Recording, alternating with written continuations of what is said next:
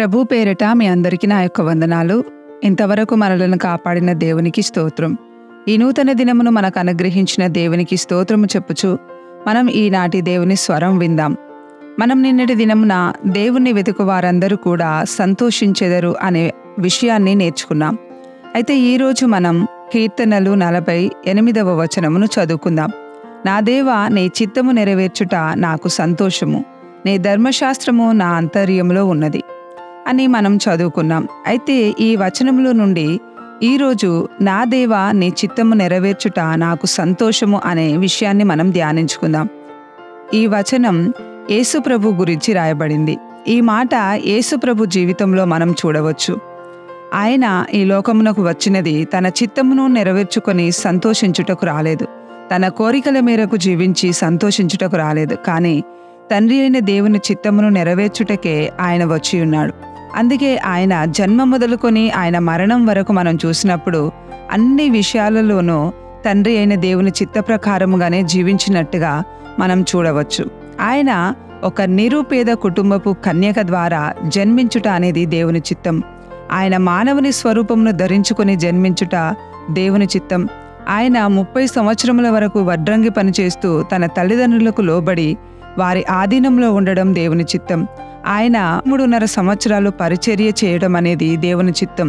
తరువాత పెద్దల చేతనో ప్రధాన యాజకుల చేతనో శాస్త్రుల చేతనో అనేక హింసలు పొందుట మరియు ఆయన చంపబడి 3వ దినమున పునరుత్థానుడై తిరిగి లేచుట దేవుని చిత్తం. అంతేకాకుండా ఆయన పరలోకమునకు ఆరోహణ మగుట కూడా దేవుని చిత్తం. ఈ విధముగా ఇవి అన్నీ కూడా దేవుని చిత్తమై ఉండెను. కాబట్టి వీటన్ని విషయంలో ఆయన ఏమాత్రము కూడా ఇష్టము లేకుండా నెరవేర్చలేదు, కానీ సంతోషముగానే నెరవేర్చి ఉన్నాడు.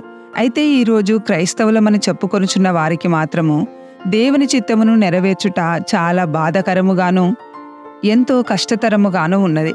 అదే విధముగా కొంతమంది ఏదో నెరవేర్చాలి కదా అనే బాధతో నెరవేర్చడానికి పూనుకుంటారు. ఎందుకంటే ఇటువంటి వారు తమ కోరికలను తమ ఇష్టాలను నెరవేర్చుకోవడంలోనే సంతోషించాలనుకుంటున్నారు.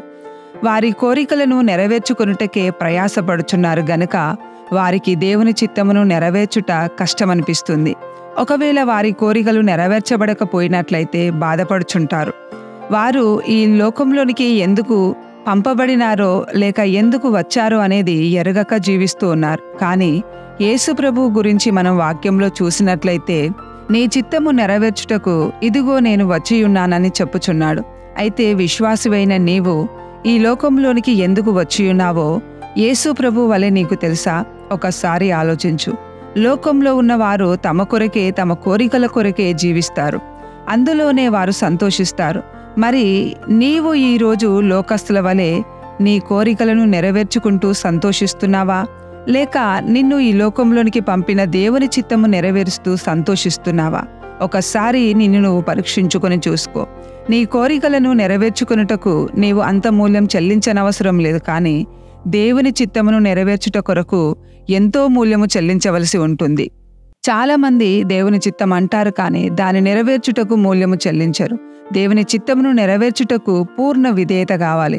అందుకే యేసు ప్రభు మరణం వరకు విధేయుడుగానే జీవించి ఉన్నాడు. గనుక ప్రియమైన సహోదరి సహోదరుడా, ఈరోజు యేసు ప్రభువు చెప్పినట్టుగా నీవు కూడా నా దేవా, నీ చిత్తము నెరవేర్చుట నాకు సంతోషము అని నీవు చెప్పగలుగుచున్నావా? ఆయన తండ్రి అయిన దేవుని చిత్తమును నెరవేర్చుటకు విధేయుడై సంతోషముగా నెరవేర్చినట్టుగా నీవు ఆ విధముగా నెరవేర్చాలనుకొనుచున్నావా?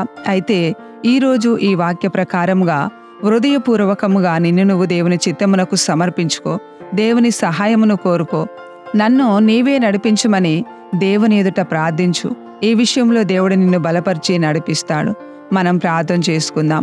పరిశుద్ధుడవైన మా గొప్ప దేవా, ఈ రోజు కొరకు నీకు వందనాలు.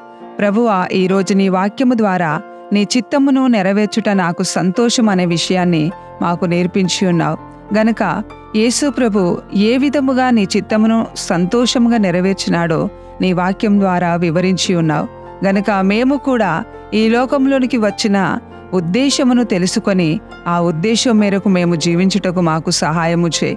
అలాగే మా జీవితంలోని అన్ని కోణాలలో కూడా నీ చిత్తమును గ్రహించి దానిని బాధతో కాక దుఃఖముతో కాక సంతోషంతో నెరవేర్చే జీవితమును మాకు అనుగ్రహించమని, మమ్మును మేము సంతోషపెట్టుకునే జీవితం కాక నిన్ను సంతోషపెట్టే జీవితాన్ని జీవించుటకు మాకు సహాయము చేయమని యేసుక్రీస్తు నామములో అడుగుచున్నాము తండ్రి.